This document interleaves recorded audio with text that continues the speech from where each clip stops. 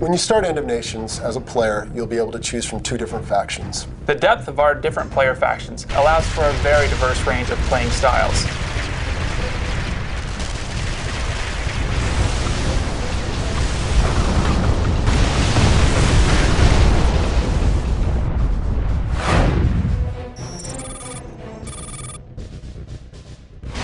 Well, the game takes place 50 years in the future. The world is basically on political and economical collapse. And up from this rises a group called Order of Nations, who starts passing out food, brings peace and security back to the people.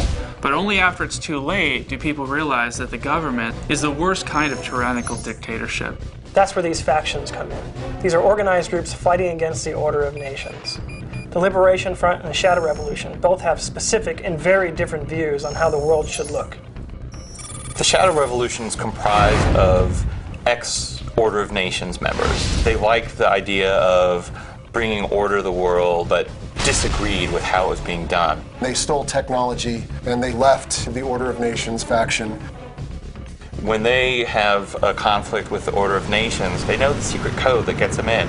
So they're all about stealthing in, getting the job done, and then leaving. So it's about setting the battlefield up to your advantage, surprising the enemy, and then knocking them out. The Liberation Front is made up of pre-economic collapse military forces. They're a faction that believes in democracy and freedom for people once again. They're the remnants of the EU, Russia, and Americas that got together to form this very hard, heavy-hitting faction.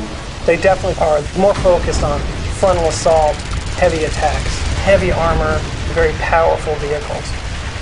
Essentially, we want both factions to have a great experience for years to come. It's about proving that ultimately your faction is the right faction to destroy the Order of Nations.